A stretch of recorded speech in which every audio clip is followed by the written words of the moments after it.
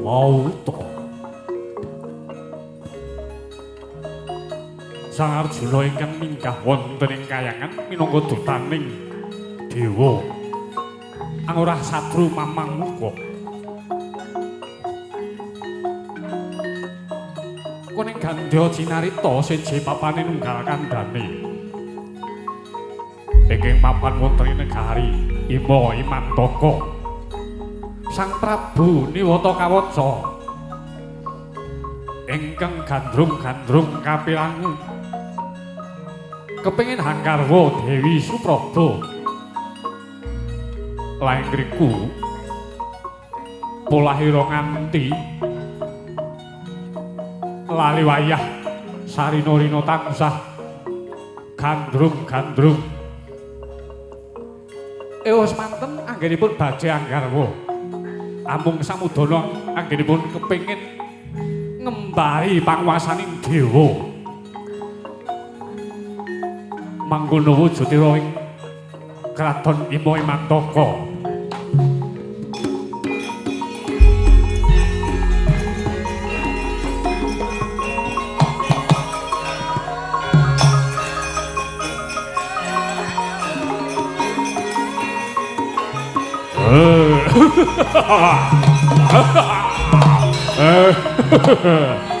wong ayu manut-o dadi garwaning pun kakang wong ayu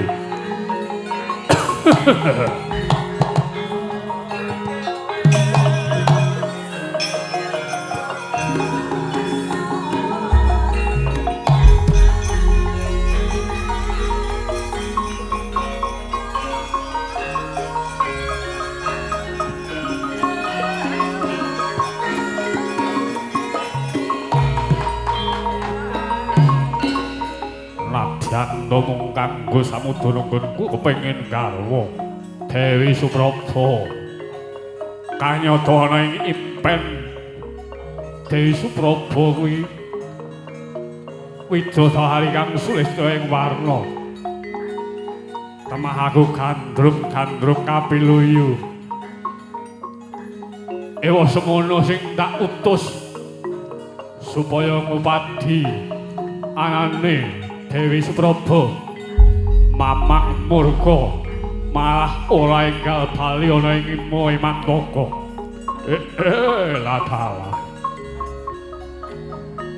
Apa kira-kira aku bakal gagal wigar tanpa karya anggone bakal dedaupan. Mamang Murka. Suwe temen nggonmu lumarap ana ing kayangan Junggri Saloka ngupadi marang Dewi Supraba nganti cengklungen bebasang sedina nganti kaya setahun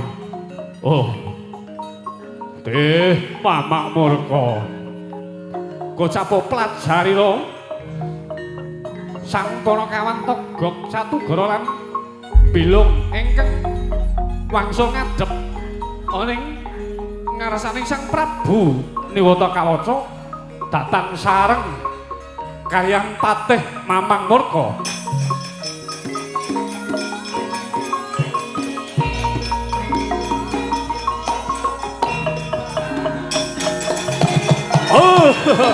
Wah, nyuwun ngapunten.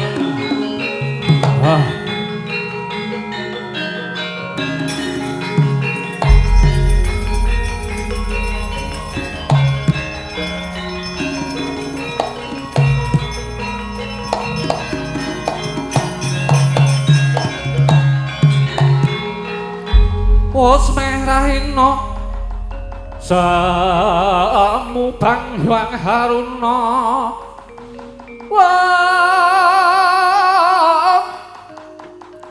katinetraning nganggo rapuh sabdaning gugila ringkani goro sakeotor latalah bojleng belis laknat padha jek-jekan Togog lan kowe Bilung Nuwun kula juragan. Nuwun kula Dewaji. Kene kowe bali oleh ngimo Imantaka ora bebarengan marang bendaramu Patih Mamang Murka. Iki menawi kula nggih kepareng niki critane panjang. Dadi menawi kula badhe matur menika kedah jlentreh. Aya Aja nganti sasar susur. Wis enggal matura, Gop. Aku selak ora sranta nunggu pakabaran. Nggonku kepengin dedaupan marang Dewi Supraba to, Gop. Nggih. Nggih. Nyuwun ngapunten, Juragan. Sayektosipun kala wanggenipun lumampah menika dereng ngantos dumugi wonten ing kayangan. Ewa semanten malah kepanggih ingkang naminipun Pandhita. Ketemu Pandhita. Inggih. Lah Pandhita kala wau naminipun Begawan Ciptaning. Mapan ana ing Gunung Indrakila. Leta ana ing Guwa Mintaraga. Heeh. Banjur kepiye kok? Sasampunipun ngoten Juragan. Mamang Murka menika kados kecalan mergi anggenipun badhe ngupadi ingkang naminipun Kayangan kala wau. Ya. Lajeng sasampunipun ngaten Gunung Indrakila kala wau dipun usak-asik dumadakan ingkang nami Begawan Ciptaning kala wau sabdaning mandi ucaping dadi dipun sebda amargi ngrusak wana kala wau dipun sebda dados celeng. Mamang Murka dadi celeng. Inggih. Sasampunipun ngaten Bandayuda kaliyan Sang Begawan Ciptaning kenging jemparing sirna Margalayu. Mamang Murka sirna Margalayu.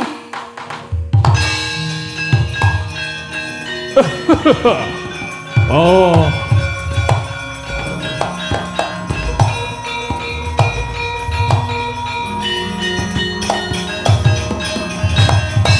Togok nganti kaya pepes otot bebayuku bareng krungu Patih kang minangka senopati ing Imantaka sirna Margalayu. Togok nuwun kula bilung Kula Juragan. aku mrena aku ora nrimakake padine Mamang Murka amarga wis senopati ing Imantaka. Mula tutna aku kepengin kraman ana ing kayangan kepara aku kudu kepethuk marang Begawan Ciptaning nggih. Lah niku malah kleresan. Awit saniki ingkang nami Begawan Ciptaning menika malah dados dutaning dewa. Badhe ngrunah satru ingkang ndamel risak wonten ing kayangan. Pramila menawi panjenengan bidal kiambak mesti kepanggih. Mesti ketemu karo Begawan Ciptaning. Ya, yen ngono aja nganti kesuwen. Ayo enggal budal kok supaya aku enggal bisa kelakon mboyong Dewi Supraba.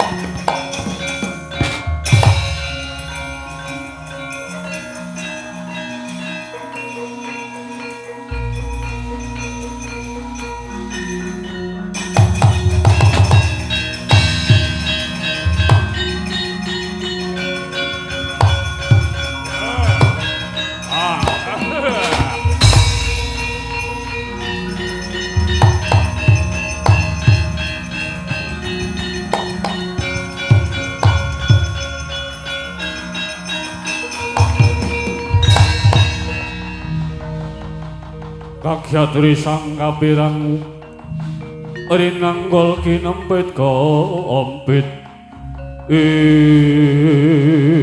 ladalah iblis ana satriya kang nrenggalangi ngadhang marang lakuku sapa aja nganti mati tanparan ayo ngakuwa sapa satriya bagus kang mapan ana ing ngarepan aku. Buta-buta sadurunge aku wangsulan sapa kang dadi asmaku. Kowe sapa buta munggah ana ing kayangan bakal gawe rusuh ana ing kayangan Suralaya. Ladalah yen kowe durung wanuh marang aku ya ki raja ing Ima Imantaka kang aran jejuluk Sang Prabu Niwata Kawaca. Sang Prabu Niwata Kawaca jebul kowe kang miwiti gawe rusuh ana ing jagat raya klebu ana ing kayangan Suralaya. Ya dasar nyata, kowe sapa, Gus? Tepungna, ya iki kang aran Begawan Ciptoning, ya Begawan Mintaraga.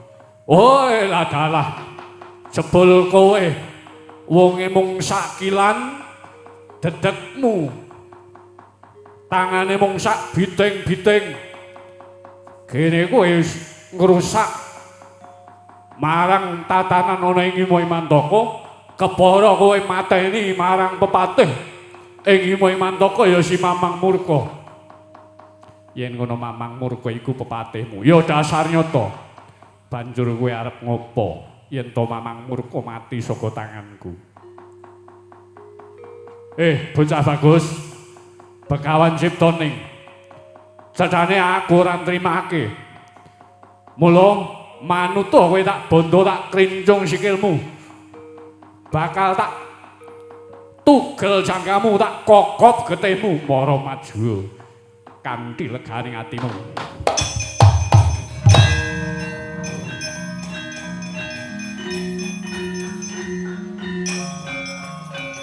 Hati-hati aja nganti karo den gawe. Oish. Wah.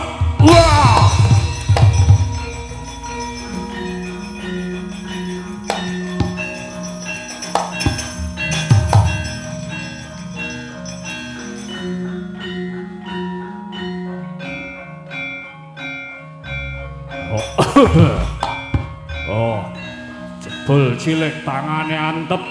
Ya.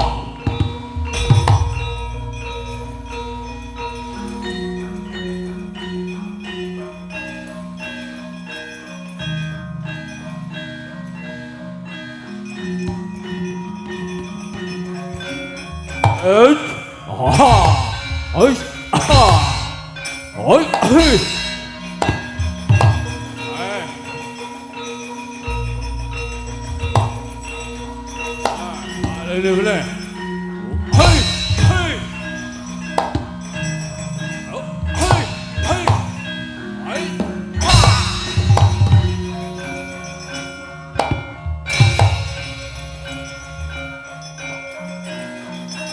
Wetan. Jebul ora gampang.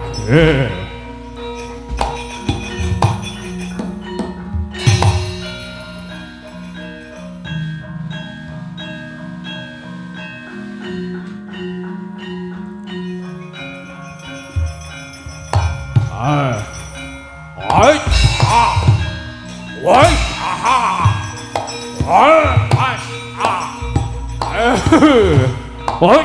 ah, oi, 아유, 뭘 맞추어? 다음에, 어이, 허이, 어이, 허이. 아, 오라, 퍼퍼. 아유, 발라니, 허이. 저건 물이, 발라니, 허이. 어이, 어이. 달러세.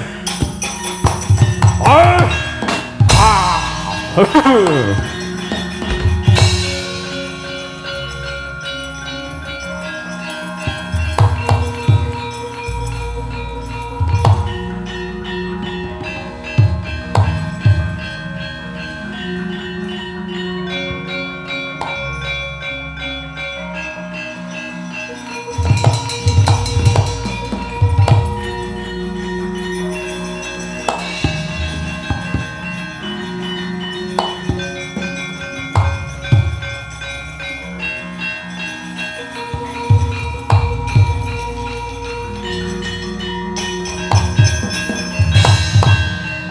wah, latalah Gus. Gini, gone sampean Bandayuda malah kendang kabur kanginan. Wonten menapa, Gus? Kakang Semar. Nggih. Ana Jawa apa? Kanyata raseksa kang aran Niwata Kawaca antep astane.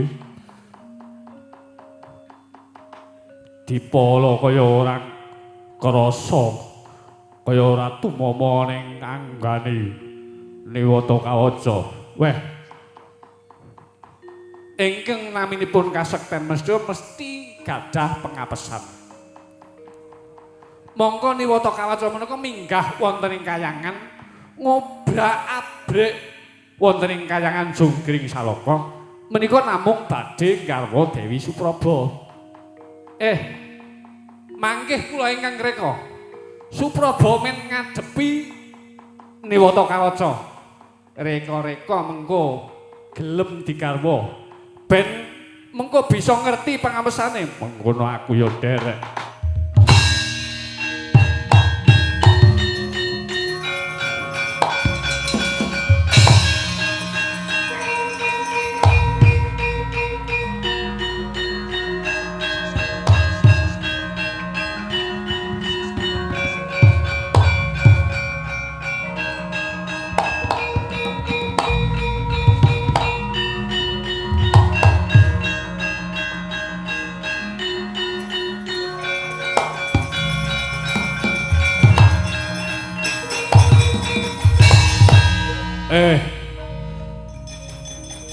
Putuku,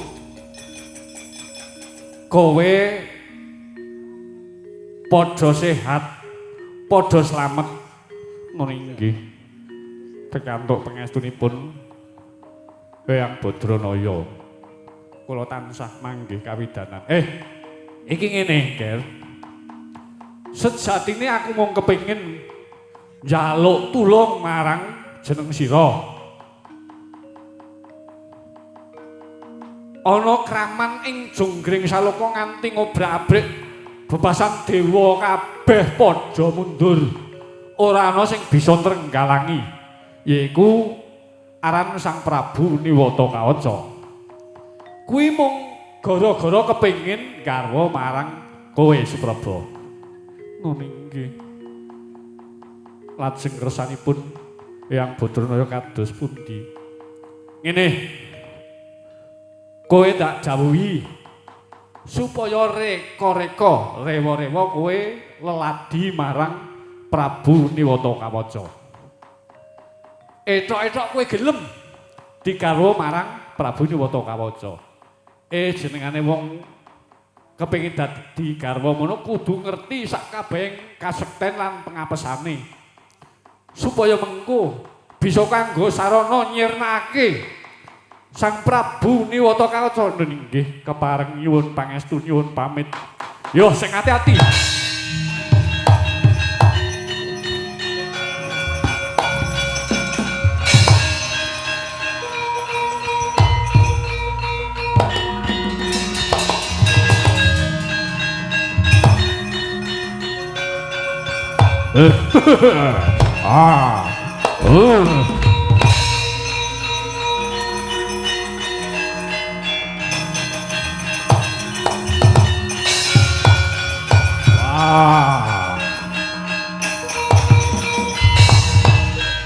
Wong Bantayuda wong perang senajan wis montang-manteng ning auger ketemu marang wong ayu kepethuk marang wong ayu. Wah, banjur ilang kanepsonku. Apa ya iki kang aran Dewi Supraba? Kisana wong ayu. Apa kowe Dewi Supraba? Nun inggih, kasihan paduka Sang Prabu Niwata Kawaca. Weh, lah dalah. Mrebeki marang aku duwe karep apa? Lho, paduka menika lak kepengin garwa ingkang rayi nggih Dewi Supraba. Pramila kula ngadhep wonten ngaso paduka menika mboten wonten sanes kula kepengin dados juru penginang supados kula saged leladi dhateng paduka Sang Prabu. Wah, lah dalah. Apa tenan kowe gelem ndak pundhut garwa wong ayu? Lahir tulusing batin kula badhe nderek kersa paduka Sang Prabu. Wah, ya yen ngono aku ora sida ngraman ana ing kayangan Junggring Saloka. Kowe bakal tak boyong dadi prameswari ana ing negara Imandaka. Nun inggih. Kula namung nderek namung saderengipun kepareng ingkang naminipun garwa menika kedah saged leladi lair lan batosipun. Ya bener. Banjur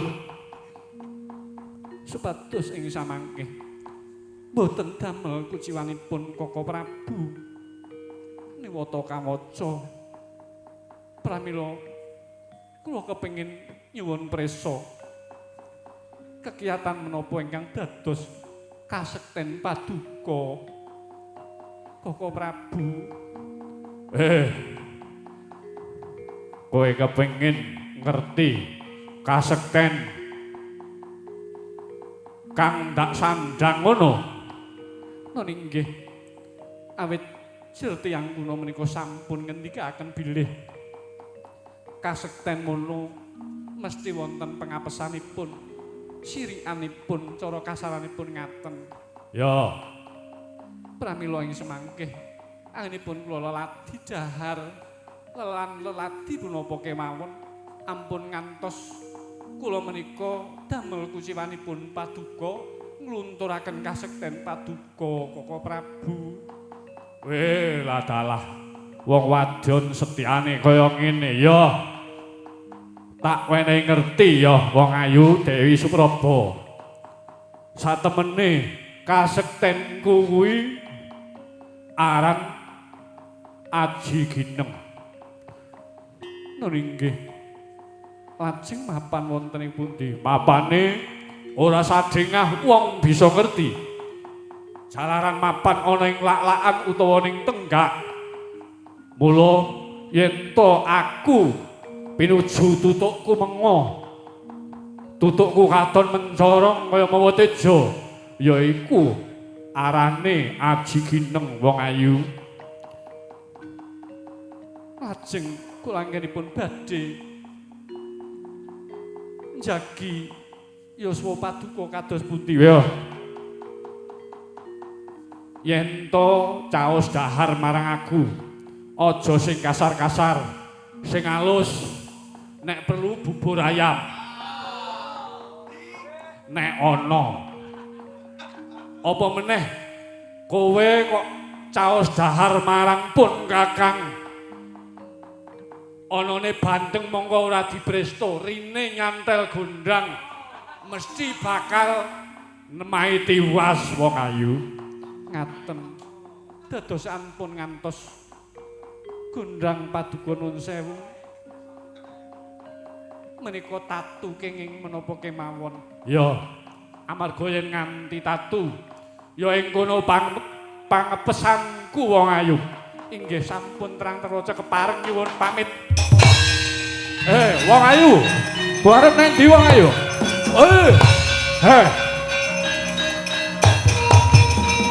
wah Edian jebul kahanan iki durung cetha janjane Dewi Supraba kuwi gelem tenan apa ora karo aku. Lah dalah ya ora dadi pangapa yen to nganti ngelaki ing janji aku bakal ngrusak ana ing kalangan. Pangapesane ora ana liya sing weruh ya mung siji kae. Ya si Dewi Supraba. Ya yen ora gelem ngulungake Dewi Supraba kelakon tak usah-usah dadi karang abang ana ing negara.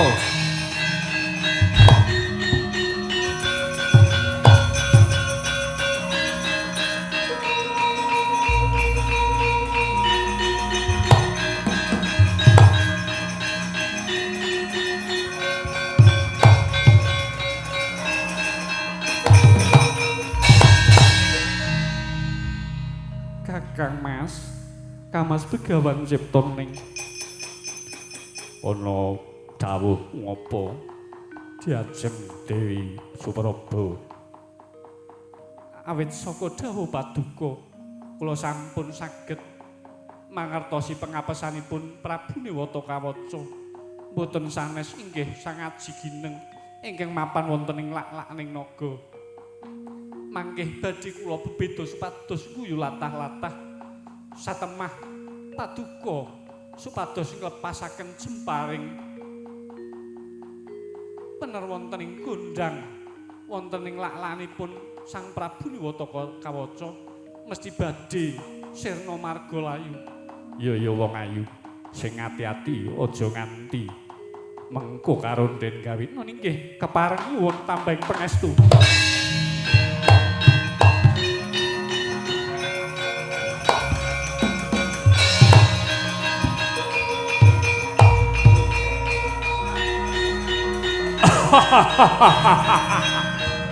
Wong ayu Dewi Supraba.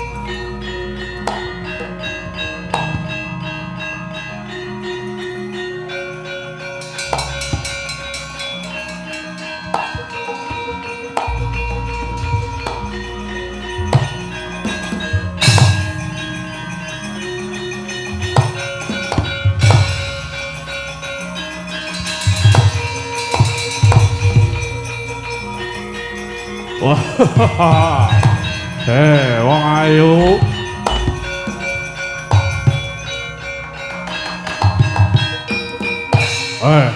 wong ayu aja nganti tinggal gelanggang jolong mlayu. Arep kepiye kowe tetep bisa dadi karo aku wong ayu Dewi Supraba. Wis titi wanci kala mangsa Sang Prabu Niwata Kaca anggenipun guyu latah-latah. Kawas tingal pengapesanira wonten ing lak-lakan.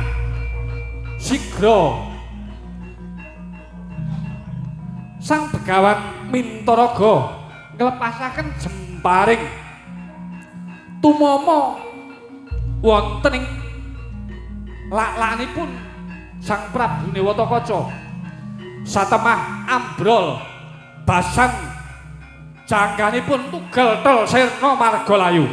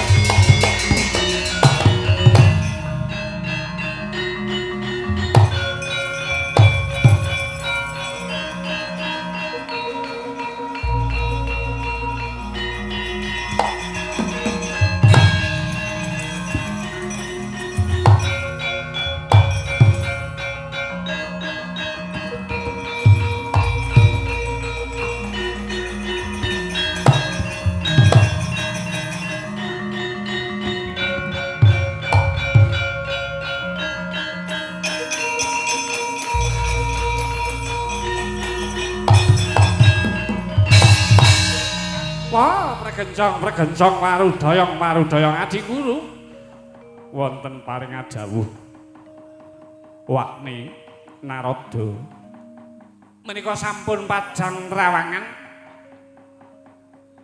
renusa ingkang mapan wonten ing Kayangan Jonggring Saloka sampun sirna satemah saged pajang saged ayem lan tentrem. Inggih kasinggihan Kakang Narada.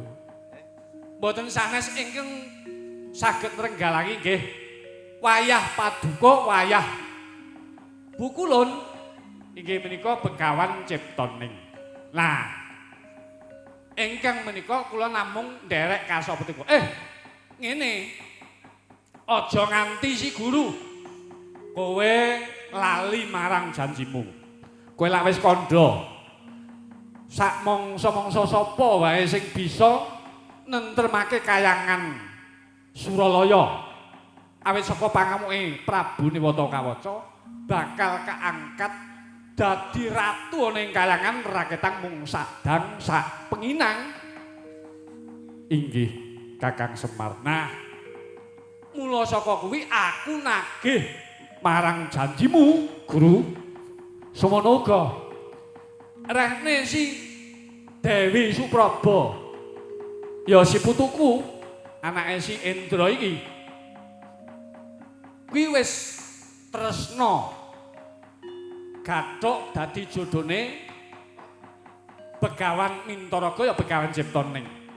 Mula aku uga njaluk palilahmu Indra. Nggih kasinggihan kados pundi? Aku njaluk palilahmu dhaupna sadurunge mengko jumeneng nata ning Jonggring Saloka ya ning Kayangan. Nggih. Kula namung nderek. Guru kados pundi Kakang Semar? Wis aja nganti kesuwen enggal jumenengna dadi nalendra ana ing Kayangan Jonggring Saloka. Nggih.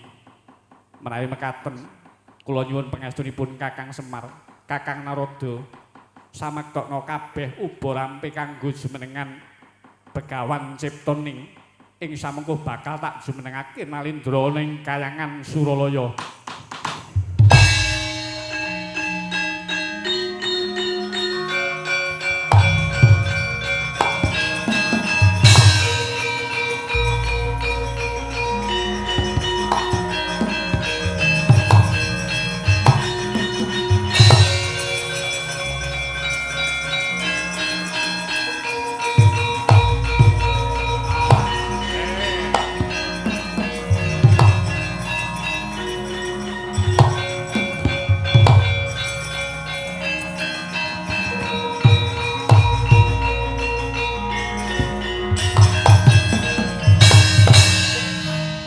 Wayah ulun Janaka kang wis ndak jumenengake Nalindra ana ing Kayangan Suralaya. Mula saka iku sira bakal ndak tambahi asma kanggo jejuluk minangka Ratu ana ing Kayangan Suralaya. Seneng sira bakal ndak paringi asma Sang Prabu Wilikiti ya Kiriti. Mula saka kuwi seksenana kabeh wae. Seneng kita kabeh para dewa. Sring-senan jagat raya.